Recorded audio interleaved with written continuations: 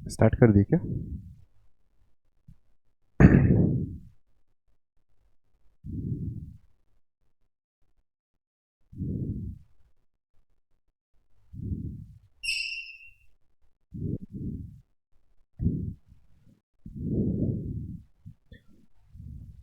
हाँ,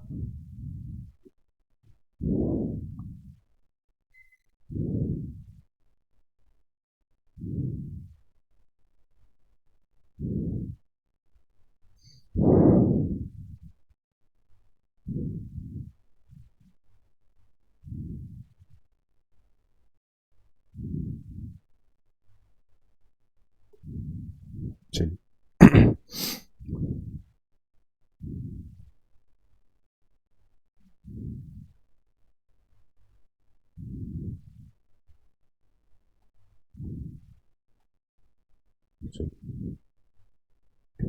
नमस्ते स्टूडेंट्स, आज की क्लास में हम लोग केमिकल काइनेटिक्स के इंपॉर्टेंट क्वेश्चंस करने वाले हैं। आज का पहला मल्टीपल चॉइस क्वेश्चन है। शून्य कोटि अभिक्रिया की दर है ना, शून्य कोटि अभिक्रिया के लिए दर स्थिरांक की इकाई है ना। तो शून्य कोटि अभिक्रिया के लिए दर स्थिरांक की इकाई क्या होती है? हाँ, तो उसकी इकाई होती है मोल प्रति लीटर, है ना। ठीक, मतलब मोल लीटर। ठीक है, चलिए। अब क्या क्या बोला? सेकंड क्वेश्चन क्या है? एथिल एसीटेट का हाइड्रोजन प्लस द्वारा, है ना। हाँ, क्या बोला? एथिल एसीटेट का हाइड्रोजन प्लस द्वारा उत्प्रेरित जल अपघटन अभिक्रिया की कोटि होगी, है ना। क्या प्रश्न पूछा? एथिल एसीटेट है का हाइड्रोजन प्लस द्वारा उत्प्रेरित जल अपघटन अभिक्रिया की कोटि क्या होती है? तो उसकी कोटि 2 होती है, तो इसका आंसर क्या होगा? 2। ठीक है, चलिए फिर नेक्स्ट क्वेश्चन क्या बोला? किसी अभिक्रिया की दर किसी अभिक्रिया की अणु संख्यता नहीं हो सकती। किसी अभिक्रिया की अणु संख्यता नहीं हो सकती। क्या नहीं हो सकती? तो 1 हो सकती है ना, और 0.5 हो सकती है, 0 भी हो सकती है, लेकिन दोनों नहीं हो सकती, है ना। सॉरी किसी भी अभिक्रिया की अणु संख्यता क्या नहीं हो सकती? 1 से कम नहीं हो सकती, है ना। 0.5 क्या है? 1 से कम है। 0 तो स्वाभाविक 1 से कम है। तो इसका सही आंसर क्या है कि बी और सी, ये दोनों नहीं हो सकता, है ना। फिर क्या पूछा है? शून्य कोटि अभिक्रिया के लिए, क्या के लिए? शून्य कोटि अभिक्रिया के है ना, शून्य कोटि अभिक्रिया के लिए अल्फा की क्या, है ना, प्रश्न है हमारा। ठीक है, तो इसका क्या आंसर है? तो T 1/2 डायरेक्टली प्रोपोर्शनल किसके होता है? अल्फा के। ठीक है, तो इसका आंसर क्या होगा? ये होगा। फिर क्या बोला? अर्नियस समीकरण का सही रूप है। हमने अर्नियस इक्वेशन पढ़ा है ना। इसका सही रूप क्या है? तो ये पूछा है। ठीक है, इसका सही रूप क्या है ये पूछा है हमको। ठीक है, अरे 2 मिनट, चलिए। तो क्या बोला? अर्नियस समीकरण का सही रूप क्या है? ठीक है, तो अर्नियस इक्वेशन का सही रूप क्या आता है? K इज इक्वल टू, हाँ, E A by R T. तो K is equal to E N, है ना, क्या लिखा है by R T? K is equal to E A by R T, है ना, ये सब लिखा है। तो क्या होता है? K इज सही क्या होता है? K इज इक्वल टू ए ई की घात माइनस ई ए अपॉन आर टी। ये क्या लिखा है यहाँ पे? इसको बड़ा बड़ा लिख देता हूँ। K इज इक्वल टू ए ई के घात minus E alpha by R T. ठीक है, तो इसका सही आंसर क्या होगा? डी। यदि स्थिरांक के हो, यदि दर स्थिरांक के हो, है ना, यदि दर स्थिरांक के हो तो प्रथम कोटि अभिक्रिया के लिए अर्ध आयुकाल की समीकरण होगा। अब अर्ध आयुकाल का समीकरण होगा, ये पूछा है ना। तो क्या है इसका? यदि किसी दर स्थिरांक, है ना, के है, दर स्थिरांक क्या बोला? के, है ना, तो प्रथम कोटि अभिक्रिया के लिए अर्ध आयुकाल का समीकरण होगा। तो क्या होगा भाई अर्ध आयुकाल का समीकरण? 1/k, ये होगा क्या? 1/k, ये भी नहीं होगा। 3/2k, ये भी नहीं होगा। तो क्या होगा? 0.693/k, ये होगा क्या? ये भी नहीं होगा। तो इसका सही आंसर क्या है? 0.0693/k। ठीक है, चलिए अब नेक्स्ट।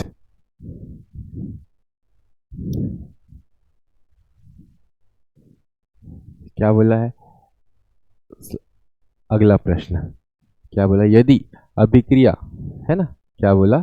यदि अभिक्रिया CH3CHO इज इक्वल टू, मतलब बनाता है मेथेन CO के लिए दर K इज, है ना, K ब्रैकेट में CH3CHO की घात 3/2 हो तो अभिक्रिया की कोटि होगी, है ना, अभिक्रिया की कोटि होगी। तो क्या लिखा है इसके घात में? 3, इसकी घात में क्या लिखा है? 3/2, है ना, तो इसकी अभिक्रिया की कोटि क्या होगी? 3/2। फिर क्या बोला? ताप गुण ताप गुणांक का मान, है ना, ताप गुणांक का मान प्रायः इसके बीच होता है। तो ताप गुणांक का मान किसके बीच होता है? 2 से 3 के बीच होता है लग जनरली, है ना, तो इसका आंसर होगा 2 से 3। फिर क्या बोला? log k और t के बीच ग्राफ, है ना, log t, है ना, log k और t के बीच ग्राफ एक सीधी रेखा होती है जिसका ढाल या स्लोप निम्न के बराबर होता है ना, किसके बराबर? जो k और t के बीच जो ग्राफ बनता है वो किसके बराबर होता है? -EA/2.303 r। ठीक है। फिर क्या बोला? यदि अभिक्रिया की दर स्थिरांक के बराबर हो तो अभिक्रिया की कोटि होगी शून्य होगी, है ना, अभिक्रिया की कोटि क्या होगी? शून्य होगी। ठीक है, चलिए अब नेक्स्ट क्वेश्चन लेते हैं हम। पहला क्वेश्चन है हमारा, ठीक है, क्या बोला? तीव्र, इसको थोड़ा बड़ा कर लेते हैं,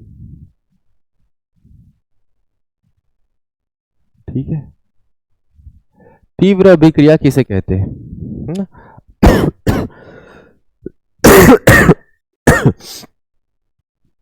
तीव्र अभिक्रिया किसे कहते हैं? क्या लिखा है? वे अभिक्रिया जो जो 10 की घात -12 सेकेंड अथवा उससे कम समय में है संपन्न हो जाते हैं, ऐसी अभिक्रिया क्या कहलाती है? तीव्र तीव्र अभिक्रिया, है ना। देखेंगे क्या लिखा है हमारा आज का दूसरा, है ना, लघु उत्तरी क्वेश्चन है ना, अति लघु उत्तरी। तीव्र अभिक्रिया किसे कहते हैं? वे अभिक्रिया जो 10 की घात -12 सेकेंड में क्या होते हैं? संपन्न या उससे कम समय में संपन्न हो जाती है, ऐसी अभिक्रिया की क्या कहलाती है?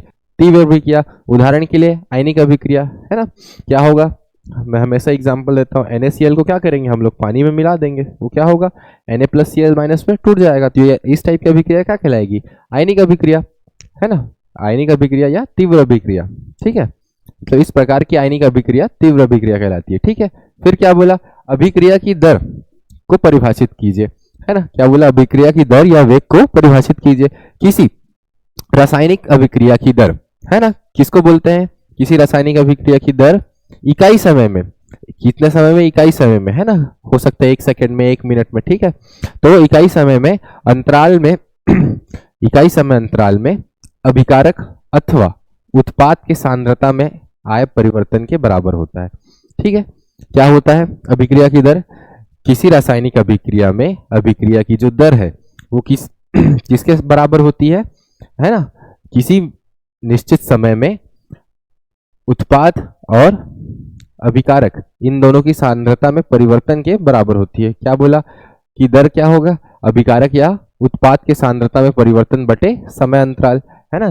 ठीक है, कितने समय में उसकी सांद्रता बदल रही है वह उसका क्या हो जाएगा? वेग हो जाएगा, है ना। हम लोग जनरली स्पीड किसको बोलते हैं? कि कितने समय में वो कितनी दूरी तय कर रहा है उसको वेग बोलेंगे, है ना। उसी प्रकार कितने समय में जो अभिकारक था वो उत्पाद में बदल गया, तो ये क्या होगा? उसकी अभिक्रिया की दर होगी। फिर क्या पूछा अगला क्वेश्चन? किसी अभिक्रिया के औसत दर से आप क्या समझते हैं? किसी अभिक्रिया के औसत दर से आप क्या समझते हैं? ठीक है, तो क्या बोला? द्रव अनुपाती क्रिया के नियमानुसार, ठीक है, समय के साथ साथ अभिक्रिया की दर परिवर्तित हो जाती है ना, किसके अनुसार? है ना, द्रव अनुपाती क्रिया के नियमानुसार समय के साथ साथ अभिक्रिया की दर क्या हो जाती है? परिवर्तित हो जाती है। अतः किन्हीं दो समय पर, किन्हीं दो समय, मान लेते हैं समय क्या है T1 तथा T2 है, पर किसी क्रिया कारक की सांद्रता यदि ज्ञात हो, जैसे क्या है कि जो हमारे क्रिया कारक है ना, क्या है हमारे अभिकारक है, उसकी सांद्रता हमको क्या है ज्ञात हो, तो अभिक्रिया की दर निम्न प्रकार से ज्ञात की जा सकती है। ठीक है, क्या बोला कि T2 समय दे दिया है ना, सांद्रता हमको क्या है, x क्या है सांद्रता है, x क्या है सांद्रता, तो x1 माइनस x2 है ना, और यहाँ x2 t बटे T2 माइनस T1, तो क्या हो गया, ये परिवर्तन को बता रहे हैं ना, तो इसीलिए इसको क्या लिख दे, del x by del t. ठीक है, जहां del x is equal to क्या है del x is equal to क्या है T2 माइनस T1 समय में सांद्रता में परिवर्तन है। उपयुक्त अभिक्रिया की औसत है ना, उपयुक्त अभिक्रिया औसत अभिक्रिया दर कहलाती है। ठीक है, उपयुक्त अभिक्रिया क्या कहलाती है, अभिक्रिया की औसत दर कहलाती है। फिर अगला प्रश्न क्या, तो छोटा सा दिया है, समीकरण लिखना था इसके लिए। ठीक है, फिर दहलीज ऊर्जा क्या होती है, इसको थोड़ा सा समझेंगे। अगला प्रश्न क्या है, दहलीज ऊर्जा को समझाइए। ये ग्राफ देखे रहेंगे है ना, ये ग्राफ को थोड़ा देखेंगे। ये ग्राफ किसके बीच है, ये क्या है ये क्या है अभिकारक है। ठीक है, और ये क्या है ऊर्जा अवरोध है। ऊर्जा अवरोध क्यों बोला उसको बताएंगे। ठीक है, देखते हैं, अभी देखते हैं। दहलीज ऊर्जा या दहली ऊर्जा। ठीक है, दहलीज मतलब क्या होता है, चौखट होता है ना। तो ऊर्जा की वह न्यूनतम मात्रा है ना, ऊर्जा की उस न्यूनतम ऊर्जा को दहलीज ऊर्जा कहते हैं जो उन अणुओं के पास होती है जो प्रभावी टक्करों द्वारा अभिक्रिया को संपन्न करते हैं तथा उत्पाद बनाते हैं। ठीक है, क्या होता है, अभिकारक क्या करते हैं, रासायनिक अभिक्रिया में भाग लेते हैं। ठीक है अब वो क्या करेंगे, अभिकारक जो है रासायनिक अभिक्रिया में क्या करते हैं, भाग लेते हैं। ठीक है, उस अभिक्रिया को संपन्न करने के लिए जितनी कम से कम ऊर्जा की आवश्यकता होती है उसको क्या बोलते हैं, दहलीज ऊर्जा। ठीक है, फिर अगला प्रश्न क्या है, अभिक्रिया है ना 2A प्लस वो एक ऐसा ही है ना। क्या है अगला प्रश्न, क्या है, दर निर्धारक पद को समझाइए। दर निर्धारक पद क्या होता है, ये एक बहुत इंपॉर्टेंट और कॉन्सेप्चुअल प्रश्न है ना, इसको ये ध्यान रखेंगे। दर निर्धारक पद क्या को समझाइए। कई रासायनिक अभिक्रिया एक से अधिक पदों में संपन्न होती है। कई रासायनिक अभिक्रिया क्या होती है, एक पद में संपन्न नहीं होती, एक से अधिक पद लग जाते हैं ना, 2 बार 3 बार। ठीक है, फिर क्या बोला, अभिक्रिया की दर का निर्धारण उस पद में होता है जो सबसे धीमी होती है। ठीक है, किसमें होता है, सबसे धीमे पद में होता है। ठीक है, जिसे दर निर्धारक पद कहते हैं, रेट डिटरमाइनिंग स्टेप कहते हैं। जैसे क्या बोला, N2O5 क्या बनाता है, N2O4 प्लस O है ना, धीमी क्रिया है पर दर निर्धारण संभवता। अतः प्रथम कोटि की अभिक्रिया है ना, तीव्र क्रिया, प्रथम कोटि की अभिक्रिया क्या होती है, तीव्र अभिक्रिया होती है, तो ये क्या है, दर निर्धारण इसमें संभव नहीं होता। ठीक है, फिर चलिए अगला प्रश्न क्या है, ऊर्जा अवरोध क्या है।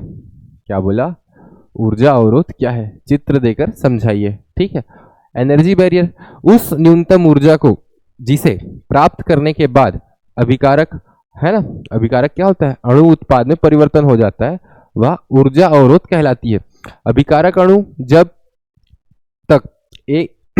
तक शिखर की ऊंचाई तक नहीं पहुंच जाते तब तक वे सक्रिय संकुल नहीं बना सकते तथा उत्पाद में परिवर्तन नहीं हो सकते। ठीक है, यहाँ कोई दिक्कत, यह ठीक उसी प्रकार है जैसे कि पहाड़ी के शिखर पर पहुंचे बिना पहाड़ी को दूसरी ओर से नहीं पहुंच सकते। ये भी लगभग उसके बराबर होता है। ठीक है, एनर्जी बैरियर क्या है, उस न्यूनतम ऊर्जा को जिसे प्राप्त करने के बाद अभिकारक क्या है, अणु उत्पाद में परिवर्तित हो सकते हैं, उसे ऊर्जा अवरोध कहते हैं। ठीक, चलिए अब आगे, तात्कालिक दर को स्पष्ट कीजिए। तात्कालिक दर को स्पष्ट कीजिए, किसी विशेष क्षण पर निकाली गई अभिक्रिया को है ना, किसी विशेष क्षण पर निकाली गई अभिक्रिया की दर को तात्कालिक दर कहते हैं। ठीक है, कोई समय था, ठीक है, कोई भी एक समय था, उस समय में उसका रेट ऑफ रिएक्शन क्या था, है ना, तो उसको क्या बोलते हैं, तात्कालिक तुरंत का, ठीक है, इसको बोल तात्कालिक दर कहते हैं। इसे डेल टी का इसके लिए डेल टी का मान इतना कम होता है कि इसके लिए डेल टी का मान इतना कम होता है कि उस समय अंतराल पर अभिक्रिया की दर लगभग स्थिर होती है। क्या होती है? लगभग स्थिर होती है, ठीक है। माना यदि अभिक्रिया, हमने क्या देखा, del A by del T देखा था तात्कालिक में, है ना, तो डेल टी क्या है? जीरो है। क्या बोल रहा है? जीरो है, तो ठीक है। चलिए, अब जहां डीए सांद्रण में अति अल्प परिवर्तन है तो अति अल्प समय dt में होता है। फिर क्या बोला है अगला प्रश्न, सक्रियण ऊर्जा या एक्टिवेशन एनर्जी से क्या तात्पर्य? अहर्नियस के अनुसार प्रत्येक रासायनिक अभिक्रिया तभी संभव है जब टकराने वाले अणु एक न्यूनतम ऊर्जा से है ना सक्रियत हो, ठीक है। अधिकांश अणुओं की गतिज ऊर्जा न्यूनतम ऊर्जा से कम होती है ना। क्रियाकारक अणुओं को सक्रियत करने के लिए अतिरिक्त ऊर्जा की मात्रा ही सक्रियण ऊर्जा है, ठीक है। सक्रियण ऊर्जा बराबर दहलीज ऊर्जा माइनस अणुओं की निम्नतम ऊर्जा, ठीक है। चलिए इसको याद रखेंगे, ठीक। फिर है अगला प्रश्न, ये थोड़ा सा न्यूमेरिकल टाइप का क्वेश्चन है ना। किसी रासायनिक अभिक्रिया के लिए 1/t तथा log k के माध्य ग्राफ खींचने पर ढाल क्या होता है ना, 9920 प्राप्त हुआ। इस अभिक्रिया के लिए सक्रियण ऊर्जा की गणना करना है, ठीक है। तो ढाल बराबर क्या है? EA बाई, ये अपना हमको मालूम है, ठीक है। तो ढाल का वैल्यू क्या दे दिया है? ढाल का वैल्यू हमको दे दिया है, ठीक है। जैसे क्या था, हाँ अभी हम लोग क्या देखे,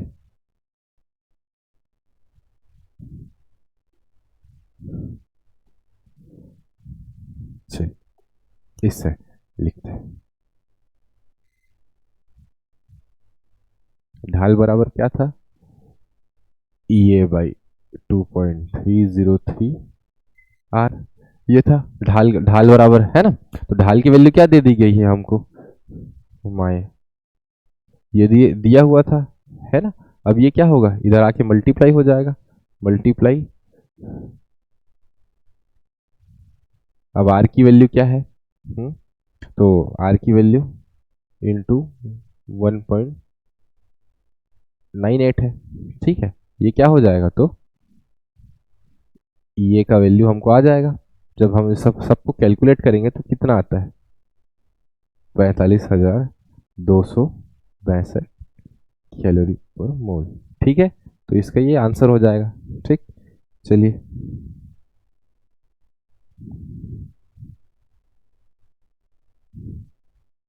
चलिए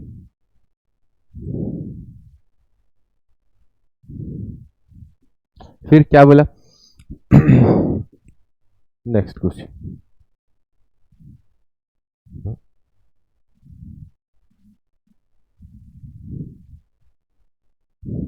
इस अभिक्रिया है ना, एक अभिक्रिया ए बी है ना, ए बी क्या बनाता है? उत्पाद के लिए वेग नियम R इक्वल टू के ए है ना, के 1/2 है ना की घात 1/2 तथा b की घात 2 से दिया गया है। अभिक्रिया की कोटि क्या होगी? ठीक है, क्या बोला? अभिक्रिया की कोटि क्या होगी? अभिक्रिया की कोटि क्या होती है? जो उसके घात में होता है, ठीक है। तो दोनों घातों को क्या कर देंगे? जोड़ देंगे। तो ये यहाँ कैसे हुआ? ये इधर जाके मल्टीप्लाई हुआ, फिर ये इसमें जुड़ गया, तो कैसे हुआ, है ना, ये देखते जाएंगे, है दो, ये 2 है, तो इधर क्या हुआ? मल्टीप्लाई होगा, तो 1 + 4/2, ये कितना हुआ? 5/2 इज इक्वल टू 2.5। ये इसका क्या हो गया आंसर? तो उसकी कोटि क्या होगी? 2.5, ठीक है। चलिए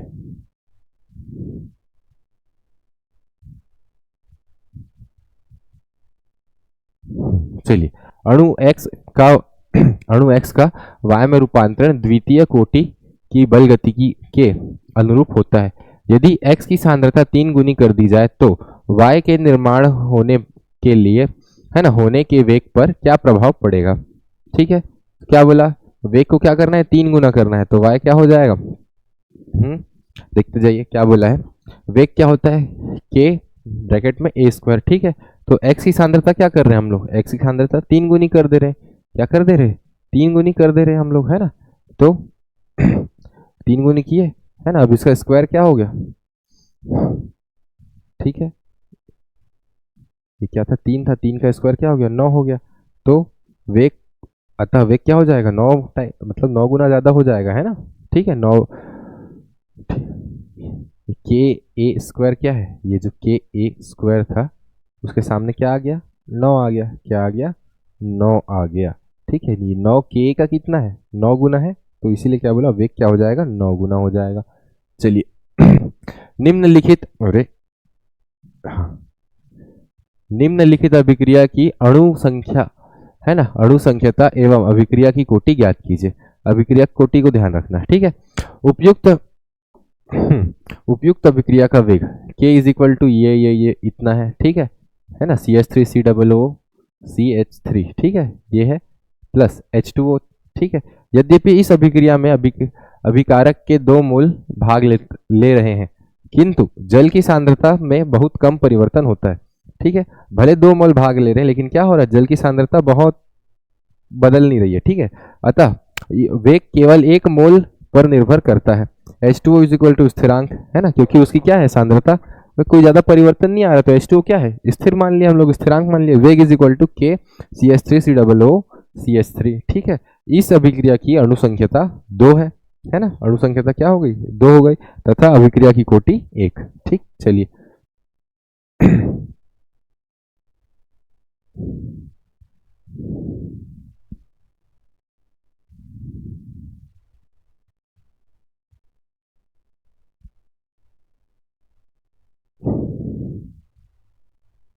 चलिए अब लघु उत्तरी प्रश्न थोड़ा देखते जाएंगे, ठीक है।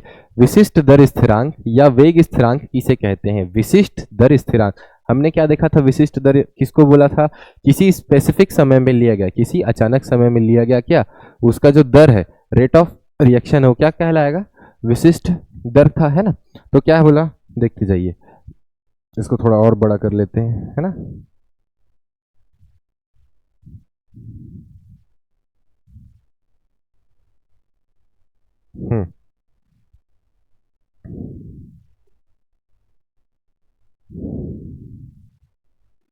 रिफ्रेश हो रहा है, थोड़ा सा रुकेंगे, है ना। चलिए क्या है, द्रव अनुपाती क्रिया के नियम अनुसार किसी भी रासायनिक अभिक्रिया का वेग अभिकारक पदार्थ के मोलर सांद्रता के गुणनफल के समानुपाती होता है। क्या होता है, मोलर सांद्रता के गुणनफल के समानुपाती होता है, ठीक है, किसका, वेग, ठीक है। तो क्या हुआ, अभिक्रिया की दर, है ना, वाया dx अपॉन dt समानुपाती किसके, ए, ठीक है। ए क्या था, क्रियाकारक थे, ठीक है, ये हो गया। अब ये डायरेक्टली प्रोपोर्शनल को हटाने के लिए क्या किए, एक के कांस्टेंट लिए, के क्या है, वेग स्थिरांक है, क्या है, वेग स्थिरांक है, ठीक है। तो क्या हो गया, minus dx upon dt is equal to क्या, is equal to K A, ये डायरेक्टली प्रोपोर्शनल हटाने के क्या था, वेग क्या है, वेग स्थिरांक है, ठीक है। अब मान लेते हैं ए, तथा जो dx अपॉन, है ना, के क्या है, 1 है, के का ए का वैल्यू क्या है, 1 है। तो क्या हो जाएगा, minus dx is equal to dt is equal to K, ठीक है। तो के किसके बराबर हो गया, dx अपॉन dt के बराबर, है ना। तो क्या बोला, अब t समय पर क्रियाकारकों की सांद्रता इकाई होने, है ना, सांद्रता इकाई होने पर दर स्थिरांक k का मान अभिक्रिया की दर dx अपॉन dt के बराबर हो जाता है, इसलिए वेग स्थिरांक को विशिष्ट दर स्थिरांक कहते हैं, ठीक है। क्या हो जाता है, यदि सब क्या हो जाए, कांस्टेंट हो जाए, स्थिर हो जाए, तो क्या हो जाता है, ये जो स्थिरांक है अभी, है ना, अभिक्रिया की जो दर है dx अपॉन dt किसके बराबर हो जाता है, वेग स्थिरांक के, है ना। वेग स्थिरांक को विशिष्ट दर स्थिरांक भी कहते हैं, ठीक। चलिए अब क्या बोला, सिद्ध कीजिए कि प्रथम कोटि अभिक्रिया हेतु सिद्ध कीजिए प्रथम कोटि अभिक्रिया हेतु दर नियतांक का मान अभिकारकों की प्रारंभिक सांद्रता पर निर्भर नहीं करती, केवल समय पर निर्भर करती है। क्या सिद्ध करना है, प्रथम कोटि की जो अभिक्रिया होती है वह अभिकारकों की क्या सांद्रता पर निर्भर नहीं करती, केवल समय पर निर्भर करती है। तो क्या बोला, प्रथम कोटि अभिक्रिया के लिए दर स्थिरांक है, दे दिया है, ठीक है, 2.303 by T log A minus A upon A minus x, ठीक है, जहां अभिकारकों की प्रारंभिक सांद्रता है, ठीक है, अल्फा क्या है या ए क्या है अभी, अभिकारकों की प्रारंभिक सांद्रता, तथा ए माइनस एक्स क्या है, टी समय के पश्चात की सांद्रता। चूंकि ए एवं ए माइनस एक्स की सांद्रता हो जाती है, इकाई सांद्रता रद्द हो जाती है ना, ठीक है, ये बोला है। चलिए अब नेक्स्ट क्वेश्चन, क्या बोला, अभिक्रिया की कोटि से आप क्या समझते हैं। अभिक्रिया की कोटि, ऑर्डर ऑफ रिएक्शन से हम क्या समझते हैं, किसी अभिक्रिया की कोटि उन समस्त घातों का योग है, उन समस्त घातों का योग है जिन्हें अभिक्रिया की प्रेक्षित दर को दर्शाने के लिए दर नियम समीकरण में सांद्रण पदों पर लगाया जाना चाहिए, है ना। अभिक्रिया की कोटि क्या होती है, किसी भी रासायनिक अभिक्रिया में क्या होता है, कितने नंबर ऑफ क्या है हमारे एलिमेंट्स है ना, वो क्या होता है घात में लिखते हैं, है ना। ये जो घात है वही क्या है, अभिक्रिया की कोटि है, ठीक है। मान लो साम्य अभिक्रिया ए है ना, स्मॉल ए है ना, बी बी सी सी है ना, उत्पाद के लिए दर नियम समीकरण इस प्रकार है, ठीक है। तो संपूर्ण अभिक्रिया की कोटि n इज इक्वल टू क्या हो जाएगा, P plus Q plus R, ठीक है, इसको देखेंगे सर, जिसमें से P Q तथा R क्रमशः A B C के सापेक्ष अभिक्रिया की कोटि है।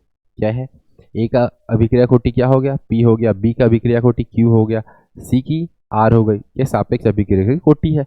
अभिक्रिया की कुल कोटि क्या होगी, तो n घातों का योग, तो क्या हो जाएगा P plus Q plus R, इसके बराबर होगा, ठीक। n इज इक्वल टू 1 हो तो अभिक्रिया की कोटि है ना 1 तथा n इज इक्वल टू 2 हो तो अभिक्रिया की कोटि 2 होती है, ठीक है। तो क्या बोला, एग्जाम्पल दिया, अमोनियम नाइट्राइट है, क्या है, अमोनियम नाइट्राइट NH4NO2, ठीक है ना, नाइट्राइट है ना, का विघटन इस प्रकार होता है, किसमें टूटता है, N2 प्लस H2O में, ठीक है। तो अभिक्रिया का दर क्या होगा, माइनस dx अपॉन dt, ये क्या था, अभिक्रिया का दर था, ठीक है। तो अभिक्रिया की कोटि क्या होगी, क्योंकि कुछ नहीं है इसके घात में, तो क्या है, 1 है, तो क्या होगा अभिक्रिया की कोटि 1, ठीक है। चलिए फिर क्या बोला, किसी अभिक्रिया की अणु संख्यता से आप क्या समझते हैं, इसको समझाइए, है ना। किसी अभिक्रिया की क्या अणु संख्यता, दर निर्धारक है ना, दर निर्धारक पद में भाग लेने वाले, है ना। दर निर्धारक पद क्या होता है, सबसे स्लोएस्ट स्टेज, सबसे लोएस्ट क्या होगा स्टेप, सबसे लोएस्ट स्टेप क्या होता है, दर निर्धारक पद होता है ना। तो उस पद में भाग लेने वाले अणुओं की संख्या, है ना, अणु तथा आयनों की संख्या को क्या कहते हैं, अणु संख्यता कहते हैं। या किसी रासायनिक अभिक्रिया के संपन्न होने के लिए, है ना, आरंभिक पद, ठीक है। या तो अपन क्या लिख सकते हैं, दर निर्धारक पद में भाग लेने वाले आयनों की संख्या, अणु की संख्या, परमाणु की संख्या, जो भी, ठीक है, उसको बोलेंगे। या तो किसी रासायनिक अभिक्रिया के संपन्न होने के लिए उसके आरंभिक पद में भाग लेने वाले अणुओं की संख्या को क्या बोलेंगे, अणु संख्या कहते हैं। जैसे देखते एग्जांपल दिया, O3 है, O3 किस में टूटा, O2 प्लस O में टूटा। एक अणु अभिक्रिया है ना, 2NO है, क्या है, N2O5, ये किस में टूटा, NO2 प्लस O में टूटा, ठीक है। तो ये द्विअणुक अभिक्रिया हो गई। फिर क्या हुआ, त्रिअणुक अभिक्रिया कैसे हुए, 2NO जो था वो फिर O3 से रिएक्शन किया और NO बनाया और O3 ही रहा, ठीक है। तो ये त्रिअणुक अभिक्रिया हो गई, ठीक है। चलिए नेक्स्ट, फिर क्या बोला है, अभिक्रिया की दर या दर स्थिरांक, इसमें कोई 3 अंतर बताइए। अभिक्रिया की दर क्या होता है, अभिक्रिया की दर को अभिकारक की सांद्रता में इकाई समय में कमी या, है ना, उत्पाद की इकाई समय में वृद्धि से प्रदर्शित करते हैं, ठीक है। दर, अभिक्रिया की दर क्या होगी, जैसे कोई भी अभिक्रिया हो रही है, अभिक्रिया में क्या होते हैं, उत्पाद, अभिकारक क्या करते हैं, भाग लेते हैं और क्या बनाते हैं, उत्पाद बनाते हैं, ठीक है। तो अभिकारक का क्या होता है अभिकारक क्या होते हैं, उसकी सांद्रता कम होती है और क्या बनाते हैं, उत्पाद बनाते हैं, उत्पाद की सांद्रता क्या होती है, बढ़ती है। तो क्या बोला, अभिक्रिया की दर किसमें बढ़ती है, ये सब समय के साथ होता है, क्या होता है, समय के साथ उत्पाद की सांद्रता कम होती है, सॉरी, समय के साथ अभिकारक की सांद्रता कम होती है, उत्पाद की सांद्रता बढ़ती जाती है, उसी की बात किया है। फिर क्या बोला, दर स्थिरांक क्या है, यह एक समानुपाती स्थिरांक है अभिक्रिया के वेग समीकरण का, ठीक है, कोई दिक्कत। फिर क्या बोला, इसको वेग स्थिरांक भी कहते हैं। अभिक्रिया की दर अभिकारक की सांद्रता पर निर्भर करती है, ठीक है, जितना सांद्र लेंगे अभिक्रिया की दर क्या होगी, उतनी तेज होगी। फिर वेग स्थिरांक अभिक्रिया की सांद्रता पर निर्भर नहीं करता, ठीक है।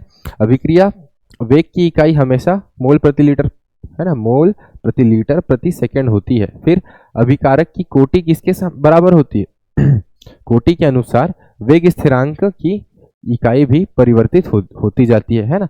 कोटि चेंज होगा तो उसका क्या होगा, इकाई भी चेंज होगा, ठीक है, ये बात। फिर अगला प्रश्न, अभिक्रिया की दर पर ताप के प्रभाव को स्पष्ट कीजिए। अभिक्रिया की दर पर ताप के प्रभाव, है ना, हमारा जो रेट ऑफ रिएक्शन है वो, उसमें ताप का क्या क्या प्रभाव पड़ता है, ठीक है। ताप में वृद्धि से सामान्यतः किसी रासायनिक अभिक्रिया की दर में क्या होती है, वृद्धि होती है, ठीक है, क्या होती है, वृद्धि होती है। क्यों वृद्धि होती है, क्या किए, जो अभिकारक था वो भाग ले रहे थे, अब क्या हो गया, उसको आग लगा दिए, तो आग लगाने के कारण क्या होगा, जो उसके कण थे वो इधर उधर भागेंगे, इधर उधर भागेंगे तो टकराएंगे, तो टकराने के कारण क्या होगा, रिएक्शन होगा, ठीक है, वृद्धि हो जाती है। 10 डिग्री सेल्सियस ताप वृद्धि से अभिक्रिया का वेग 2 से 3 गुना बढ़ जाता है। यदि एक ताप T डिग्री सेल्सियस पर किसी अभिक्रिया का वेग स्थिरांक K है तथा 10 डिग्री से अधिक ताप पर जो उसका स्थिरांक है T प्लस 10 डिग्री सेल्सियस है पर उसका वेग स्थिरांक KT प्लस 10 है, तो इसके अनुपात को ही ताप गुणांक कहते हैं, ठीक है। तो ताप गुणांक क्या हो गया, ताप गुणांक के टी प्लस 10 बाई के टी इज इक्वल टू 2 से 3 के बीच होगा, ठीक है, समझ आ गया। चलिए फिर क्या है, किसी अभिक्रिया के लिए एक अभिक्रिया द्वितीय कोटि, है ना, द्वितीय कोटि की है, अभिक्रिया का वेग कैसे प्रभावित होगा यदि अभिक्रिया की सांद्रता दुगुनी कर दी जाए या आधी कर दी जाए। किसी अभिक्रिया के लिए कोटि 2 है, अतः अभिक्रिया का वेग, है ना, सांद्रता की घात 2, है ना, k इज इक्वल टू 2, तो सांद्रता का दुगनी करने पर क्या हो जाएगा, 4, है ना, चौगुना हो जाएगा। फिर क्या हो गया, उसका वेग को क्या कर दिए, अब उसका जो कोटि था उसको क्या कर दिए, आधा कर दिए, है ना, कोटि को क्या कर दिए उसका,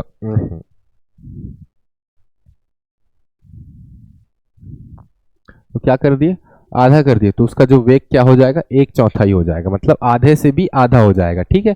फिर क्या बोला, आभासी एक अणु, है ना, आभासी एक अणु अभिक्रिया किसे कहते हैं, एक उदाहरण सहित समझाइए। आभासी एक अणु अभिक्रिया वे अभिक्रिया जिसमें क्रिया के लिए एक से अधिक अणु आवश्यक होते हैं। क्रिया के लिए कितने अणु आवश्यक होते हैं, एक से अधिक अणु आवश्यक होते हैं, लेकिन क्रिया के फलस्वरूप केवल एक अणु के सांद्रता में परिवर्तन होता है, ठीक है, ठीक है, किसके सांद्रता में, केवल एक ही अणु के उसमें परिवर्तन होता है, ठीक है। आभासी एक अणु क्रिया कहलाते हैं, प्सूडो यूनिमोलिकुलर रिएक्शन कहलाते हैं। एथिल एसीटेट का जल में अपघटन, है ना, एथिल एसीटेट था, इसको क्या किया, जल में मिलाया तो क्या बनाया, एथेनोइक एसिड प्लस एथेनॉल बनाया, ठीक है, ये उसका एग्जाम्पल था, ठीक। चलिए नेक्स्ट क्वेश्चन,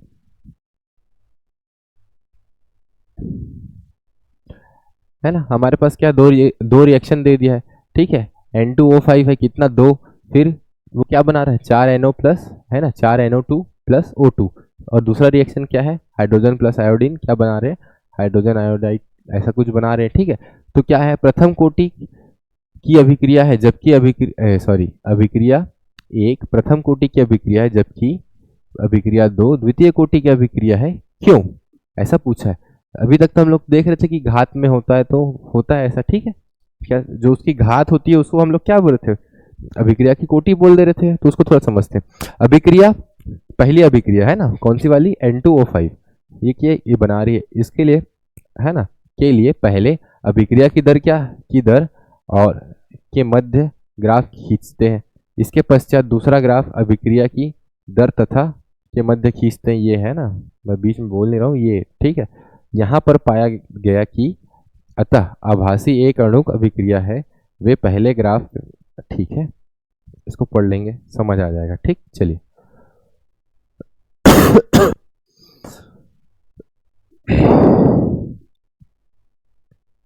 ये छोटे छोटे ये तो बना चुके हैं ये प्रश्न। चलिए अब क्या है, कुछ दीर्घ उत्तरी प्रश्नों को थोड़ा सा देखते हैं। ठीक है, चलिए अभी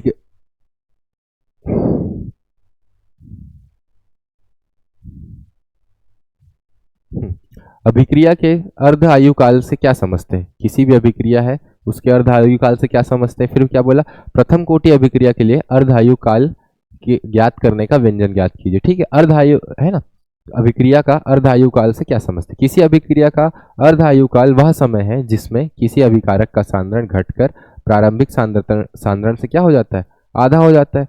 दूसरे शब्दों में क्या बोला, हम यह भी कह सकते हैं कि किसी अभिक्रिया का अर्ध आयु काल वह समय है जिसमें जिसमें आधी अभिक्रिया पूर्ण हो जाती है। ठीक है, आधी अभिक्रिया क्या हो जाती है, पूर्ण। अब देखिए, अब उसका दूसरा क्वेश्चन क्या था, हमको उसके लिए व्यंजन प्राप्त करना था। अर्ध आयु काल मतलब टी क्या होगा, आधा करना है। टी 1/2 द्वारा दर्शाते हैं। प्रथम कोटि अभिक्रिया के लिए अर्ध आयु काल की गणना करने पर, ठीक है, संकलित दर समीकरण इस प्रकार है। तो टी क्या है, प्रारंभिक सांद्रता को क्या बोल दिया, अल्फा मोल मान लिए। फिर समय में परिवर्तन क्या है, आधा, अर्धायु काल की बात हो रही है। ठीक है, परिवर्तन के बाद अभिकारक की सांद्रता a/2 हो जाती है। ठीक, क्या हो जाती है, आधी हो जाती है। जो उसकी सांद्रता था ये क्या हो जाती है, आधी। तो किससे डिवाइड कर दिए, 2 से। तो प्रथम कोटि अभिक्रिया के लिए दर स्थिरांक क्या हो गया, हाँ, k इज इक्वल टू ये था। x की वैल्यू क्या हो जा रही है हमारी, x की वैल्यू क्या हो जा रही है, अल्फा/2 हो जा रही है। और t क्या है, पहले से हम अच्छे से लिख लेते हैं। ठीक है,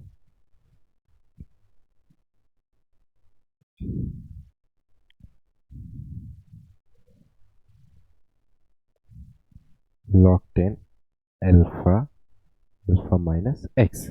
ठीक है, यहाँ जो x है वो क्या हो जा रहा है, अल्फा/2 हो जा रहा है। ठीक है, अर्धायु क्या हो जा रहा है, अल्फा/2 हो जा रहा है। और साथ में जो t था, जो हमारा समय था, वो क्या है, आधा हो जा रहा है।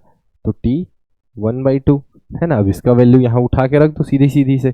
ठीक, तो क्या हो जाएगा, k इज इक्वल टू 2.303 पूरे के बटे में। ठीक है, क्या हो जाएगा, log 10 अल्फा/2। ये क्या हुआ, अल्फा/2 का वैल्यू रख दिए x के जगह में। ठीक है, अब इसको सॉल्व करो तो क्या आएगा,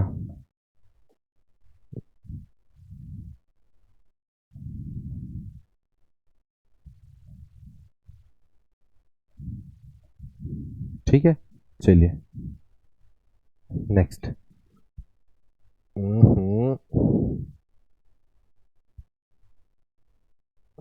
प्रथम कोटि की अभिक्रिया को समझाइए और उसके लिए एक दर स्थिरांक ज्ञात कीजिए। ठीक है, प्रथम कोटि की अभिक्रिया को क्या करना है, समझाना है, और क्या बोला है, उसके लिए दर स्थिरांक ज्ञात कीजिए, उसका व्यंजक। प्रथम कोटि अभिक्रिया क्या है, ये हर साल पूछा गया था, है ना, बोर्ड में। देखिए किसमें, पेन तो है भाई, चालू तो है, ये किसमें पूछा गया था, 17, 19, 22, 25 दोनों में पूछा गया था। ठीक है, वे अभिक्रिया जिसमें अभिक्रिया की दर, है ना, अभिक्रिया के प्रथम घात के समानुपाती होती है, अर्थात अभिकारकों के केवल एक अणु की सांद्रता पर निर्भर करती है ना, प्रथम कोटि की अभिक्रिया कहलाती है। H2O2 H2O प्लस आधे ऑक्सीजन में टूटता है, किसमें, आधे ऑक्सीजन में। ठीक है, फिर इसका एग्जाम्पल दिया। अब इसके लिए स्थिरांक ज्ञात करना बोला है। ठीक है, तो क्या था, ए था, ए क्या बना रहा है, बी बना रहा है। ए का सांद्रता क्या मान लिए, अल्फा, और बी का सांद्रता 0। अब टी समय में जो अल्फा का ये मतलब टी समय में बी की सांद्रता क्या हो जा रही है, एक्स हो जा रही है। तो इसकी सांद्रता क्या हो गई, अल्फा माइनस एक्स, ये होगी। फिर अभिक्रिया की दर क्या होती है, del x by del t. तो del x by del t किसके समानुपाती है, अल्फा माइनस एक्स के समानुपाती है ना, इसके समानुपाती होता है। इसको मान लिए समीकरण नंबर 1। अतः k इज इक्वल टू क्या है प्रथम कोटि अभिक्रिया की दर स्थिरांक है dx, है ना। फिर इधर देखो, यहाँ तक कुछ दिक्कत,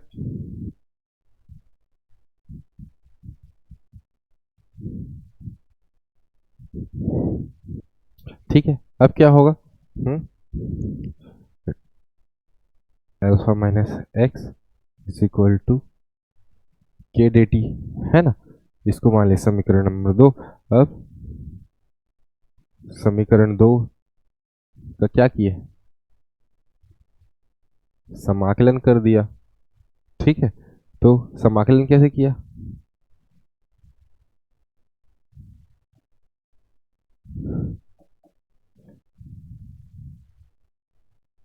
ठीक है, तो इसका समाकलन क्या हो गया?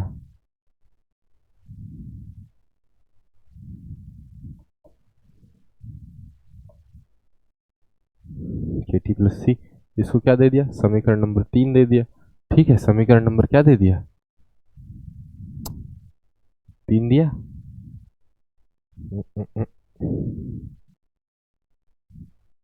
समीकरण नंबर 3। फिर क्या हुआ? समीकरण 3 में मान रखने पर minus log e is equal to k into 0 plus c, है ना। ये क्या था? Minus log e a is equal to c, इसको बोल दिया समीकरण नंबर 4। ठीक, अब इसको सॉल्व करते करते लास्ट में क्या लाया, देखो यहाँ पे। ठीक है, ठीक है, by T log 10 A alpha minus x, ये क्या है? प्रथम कोटि अभिक्रिया के वेग समीकरण का स्थिरांक है। ठीक है, चलिए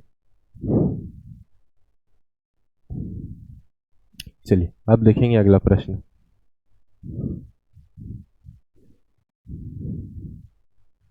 हाँ, क्या बोला है?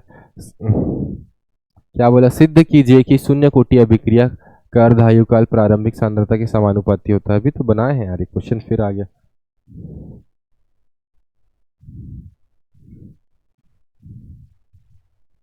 ठीक है, फिर क्या बोला है? रासायनिक अभिक्रिया की दर को प्रभावित करने वाले कारकों का वर्णन। तो कौन कौन से कारक है जो रासायनिक अभिक्रिया को प्रभावित करते हैं? तो क्या बोला? सांद्रता का प्रभाव। ठीक है, सांद्रता का प्रभाव, अभिक्रिया का ताप, उत्प्रेरक की उपस्थिति, क्रियाकारों की प्रकृति, है ना, विकिरण का प्रभाव, अभिक्रिया का, है ना, अभिक्रिया का दाब। तो अभिक्रिया का क्या, ताप बढ़ाएंगे तो क्या होगा? तीव्रता बढ़ जाएगी, है ना। उत्प्रेरक की उपस्थिति में क्या हो जाती है? बढ़ जाती है। उत्प्रेरक था, उत्प्रेरक किसको बोलते हैं? कैटलिस्ट। तो ऐसे पदार्थ जो किसी रासायनिक अभिक्रिया में क्या करते हैं, रासायनिक अभिक्रिया में भाग नहीं लेते, लेकिन क्या करते हैं, उसके गति को क्या करते हैं? बढ़ा देते हैं। तो ऐसे उसको क्या बोलते हैं? उत्प्रेरक बोलते हैं। क्रियाकारों की प्रकृति, है ना, जो अभिकारक क्या कर रहे हैं? भाग ले रहे हैं, उनकी प्रकृति कैसे टाइप के, है ना, किस टाइप के बंध से बने, आयनिक है, कोवेलेंट है। ठीक है, ये समझ आया। फिर विकिरण का प्रभाव, विशिष्ट विकिरण के प्रभाव से कुछ अभिक्रिया का वेग क्या होता है? बढ़ जाता है। हम लोग विकिरण भी क्या है? कम, विकिरण भी क्या होता है? एक प्रकार की ऊर्जा है। ठीक है, विकिरण देने पर क्या होता है? उसका वेग बढ़ जाता है। ठीक है, अभिक्रिया का दाब, अब दाब बढ़ाने पर क्या होगा? दाब बढ़ाने पर क्या होगा? आयतन, मतलब आयतन कम करने पर क्या होगा? दाब बढ़ जाएगा। दाब बढ़ने से क्या होगा? उसकी सांद्रता भी क्या हो जाएगी? बढ़ जाएगी। तो क्या होगा? वेग, वेग का स्पीड बढ़ जाएगा। ठीक है, चलिए फिर क्या बोला? प्रारंभिक दर विधि से अभिक्रिया की कोटि का निर्धारण कैसे किया जाता है, इसको थोड़ा देख लेंगे, पढ़ें इसको हम लोग, है ना। फिर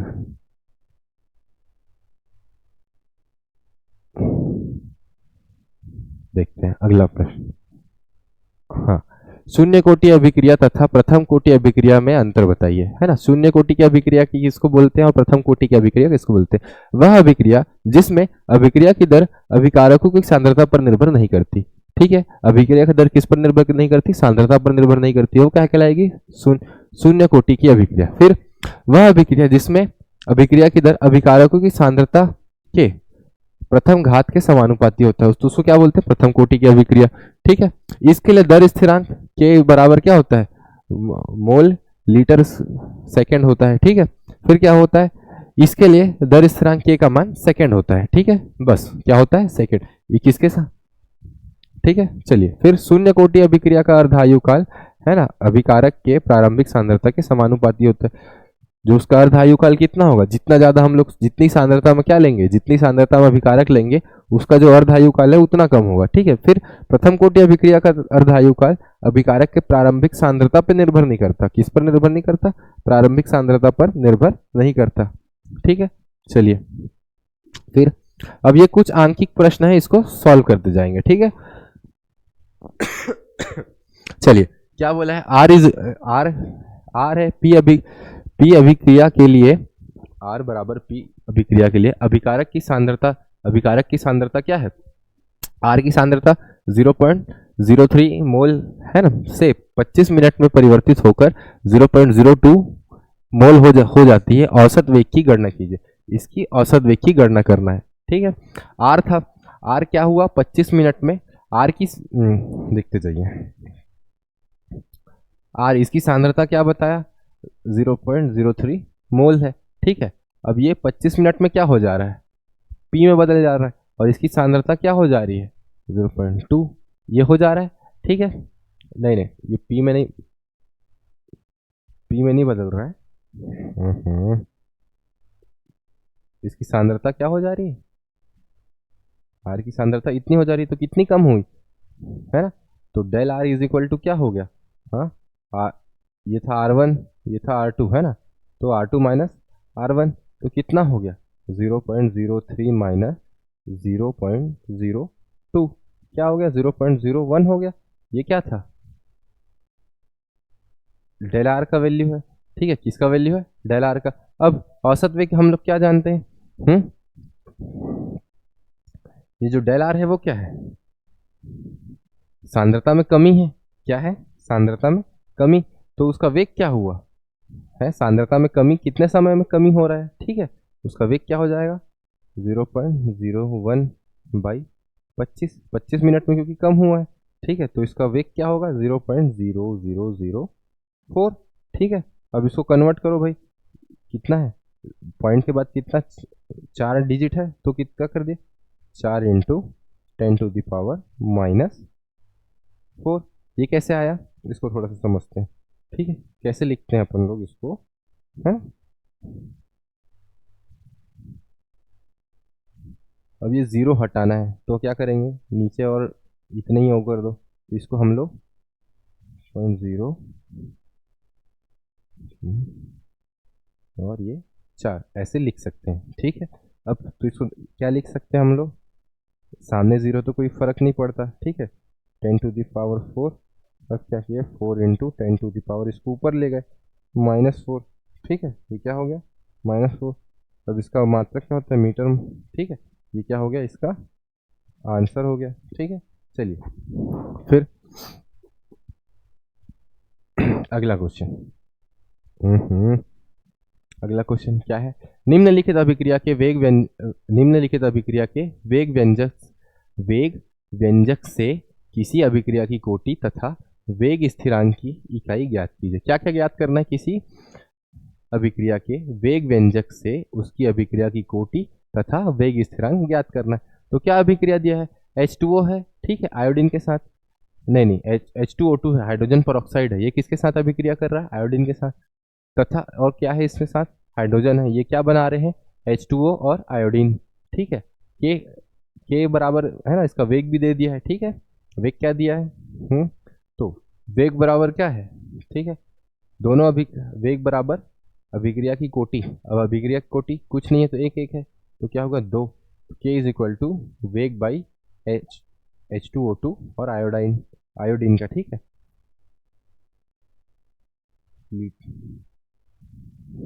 ठीक है, इसका एक था, इसका एक था। ठीक, तो क्या हो गया, लीटर में कुछ नहीं है, तो एक है, तो इसका आंसर एक ही आया। ठीक है, फिर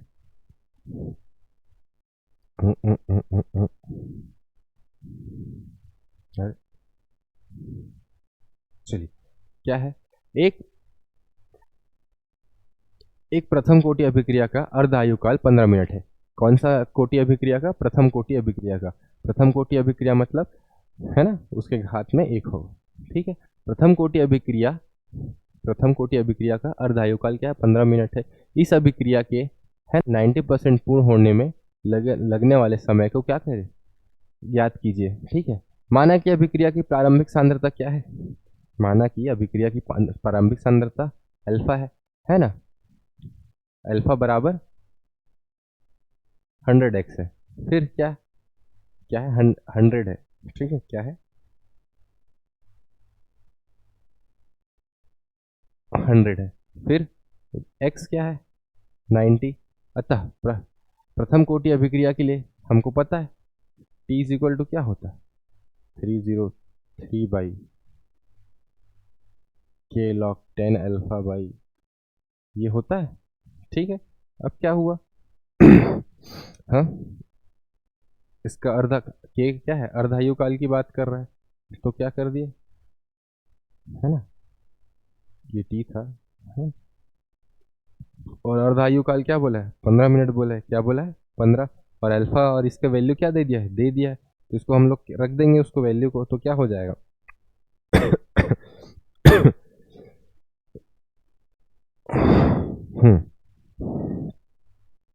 अभी क्या करना है, सिर्फ वैल्यू हमको फटाफट रखते जाना है। रुक जाओ, फर्स्ट फर्स्ट हो गया, इसको थोड़ा सा क्लियर कर लेते हैं। चलिए क्या किए, t इज इक्वल टू 2.303 0.693 है ना? 15, ये क्या है? 15 क्या है? t 1/2 है ना? ये है अर्धायु काल उसका, ठीक है। फिर log 10 क्या था? 100 माइनस 90, तो ये क्या हो गया? ये 10 हो जाएगा, 10 डिवाइडेड, ठीक है। तो लास्ट में क्या आएगा देखते जाना, इज इक्वल टू 2.3 इंटू 15 0.693 है ना? ये हो जाएगा 10। क्या 10? log 10, ठीक है। अब log 10 का वैल्यू क्या होता है? 1 होता है ना? log 10 का वैल्यू क्या होता है? 1 होता है। तो इसे सबको क्या मान लेंगे? 1 मान लेंगे। तो अब जब हम लोग इसको सॉल्व करेंगे, है ना, इसको क्या करेंगे, सॉल्व करेंगे, तो क्या आंसर आ रहा है? ये ठीक है। तो इसका आंसर क्या हो जाएगा? अर्धायु काल, ठीक है। फिर क्या बोला? सिद्ध, ये भी सेम उसी टाइप का प्रश्न है। फिर वही प्रश्न था।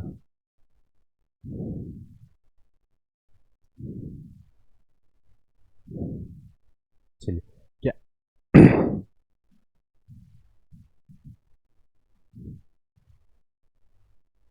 ठीक है। 500 क्या बोला? अगला प्रश्न देखते जाएंगे, है ना? 543 के ताप पर, है ना, एजो एजो आइसो प्रोपेन के हेक्सेन तथा नाइट्रोजन के में विघटन में निम्न आंकड़े प्राप्त हुए, ठीक है। निम्न आंकड़े प्राप्त हुए।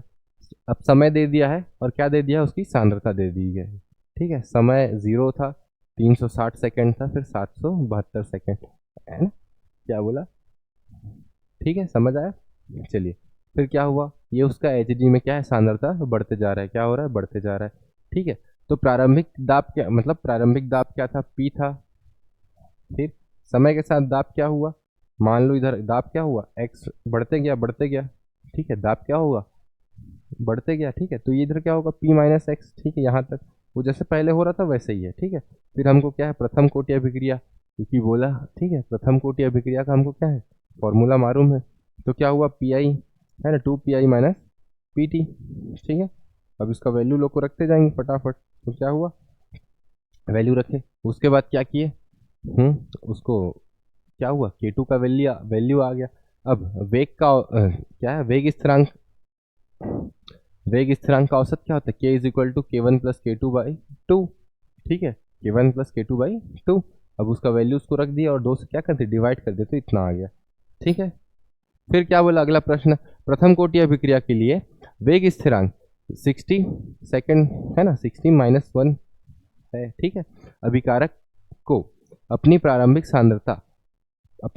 सांद्रता से 1/16 भाग रह जाने के लिए कितना समय लगेगा? 1/16 भाग, ठीक है। 1/16 भाग हो जाने के लिए कितने समय लगेगा, ठीक, उसको गणना करना है। तो किसी वेग का, है ना, अभिक्रिया का वेग स्थिरांक दे दिया है। क्या दिया है? वेग स्थिरांक ठीक है, दे दिया। अभिक्रिया के प्रारंभिक सांद्रता का कितना हो जाना है? इतना, अर्थात 15/16 भाग, ठीक है। फिर प्रथम कोटि की अभिक्रिया रख दिया, ठीक है। ये समझ आ 1/16 आर क्या है 1/16 और आर जीरो क्या है 1 है। अब इसको रख दिए, ठीक, कैसे कैसे हुआ देखते हैं थोड़ा सा, ठीक है। t is equal to 203/60 log 1/16। अब इसको क्या किए, पलट दिए हम लोग, तो क्या हो गया 60 log 16/1 इज इक्वल टू, ठीक है। यहाँ तक कोई दिक्कत? अब इसको हम लोग सिर्फ 16 में लिख सकते हैं, ठीक है। ये log 16 का वैल्यू भी दे दिया है, ठीक है। इसको इस डिवाइड करो तो क्या आएगा 0.03838 है ना, फिर 1/2041, ठीक है। ये क्या हो गया 0.046 सेकेंड। अब इसको क्या करना था, कन्वर्ट कर दिए इसमें 4.6 इंटू 10⁻³ सेकेंड, ठीक है। चलिए अगला क्वेश्चन, एक प्रथम कोटि अभिक्रिया की अभिक्रिया में 30% वियोजन होने में 40 मिनट लगते हैं, तो टी है ना अर्धायु काल की गणना की। जहां भी टी 1/2 दे दिया मतलब समझ लेना है अर्धायु काल की गणना करने बोल रहा है। अभिक्रिया है ना 30% हो जाती है ना, अभिक्रिया क्या है 30% हो रही है, अतः R zero is equal to क्या है 1 है ना। मानने पर आर बराबर क्या होगा 1 माइनस 0.3 इज इक्वल टू 0.7, ठीक है। अतः अब इसको रखते जाएंगे फटाफट हम लोग मानों में, है ना। उसी अपना एकमात्र फॉर्मूला यहाँ यूज हो रहा है हर जगह, है ना 2 पॉइंट, ये प्रथम कोटि अभिक्रिया का फॉर्मूला है, इसको सब याद रखेंगे, है ना 1/0.7, ठीक है। ये 0.7 कैसे आया, हमने है ना 30% हो चुका था उसको घटा दिया हमने, सीधी सीधी सी बात, ठीक है। अब इसको डिवाइड कर दिया तो क्या आया k is equal to 0.05757 into 0.1549, ठीक है। अब k इज इक्वल टू क्या हो गया 8.9, ठीक है 8.918 इंटू 10⁻³ अब उसको और सॉल्व करते करते है ना लास्ट टाइम हमारा आंसर क्या आएगा, लास्ट यहाँ तक तो ये था k की वैल्यू, ठीक है। अब इस k की वैल्यू को उसमें रख देंगे अर्धायु काल वाले फॉर्मूले पे, ठीक है। अर्धायु काल 0.693/k का वैल्यू आ गया, ये k का वैल्यू क्या आया, इसको रख दो 0.693 डिवाइडेड बाई 8.918 इंटू 10⁻³ अब इसको सॉल्व करो तो क्या आएगा 0.07769 इंटू 10⁻³। अब ये 10⁻³ है मतलब 3 0 इधर आगे कर लो इसको, तो क्या हो गया 1 2 3, तो पॉइंट कहाँ यहाँ आ जाएगा 77.7 मिनट, ठीक है। ये इसका आंसर हो जाएगा, ठीक है। चलिए फिर क्या है, एक लास्ट क्वेश्चन है, एक प्रथम कोटि अभिक्रिया का वेग स्थिरांक दे दिया हुआ है 1.5 इंटू 10⁻³ सेकेंड है ना, सेकेंड इनवर्स है, ठीक। इस अभिक्रिया में अभिकारक की 5 ग्राम मात्रा को घटाकर 3 ग्राम होने में कितना समय लगेगा, ठीक है। तो वेग स्थिरांक k इज इक्वल टू ये तो मालूम है ना r0/r, ठीक है। यहाँ कोई दिक्कत नहीं, ठीक। अब क्या है k दे दिया है, हमको क्या निकालना है t, क्योंकि समय लगा है तो क्या किए पक्षांतर कर दिए, ठीक है। t का वैल्यू ज्ञात करना है, k की वैल्यू दी है, r0 की वैल्यू दी है और r की वैल्यू दी। जब इन सब को हम लोग क्या करते हैं अपने सूत्र में रखते हैं तो आंसर आ जाता है। कैसे कैसे क्या क्या दिया गया है देखते जाएंगे।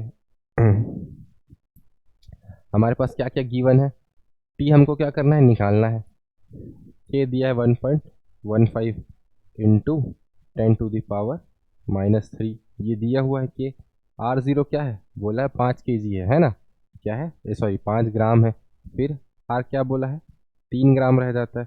अब इसको कौन से फॉर्मूला में रखना है, k is equal to 2.303 log है ना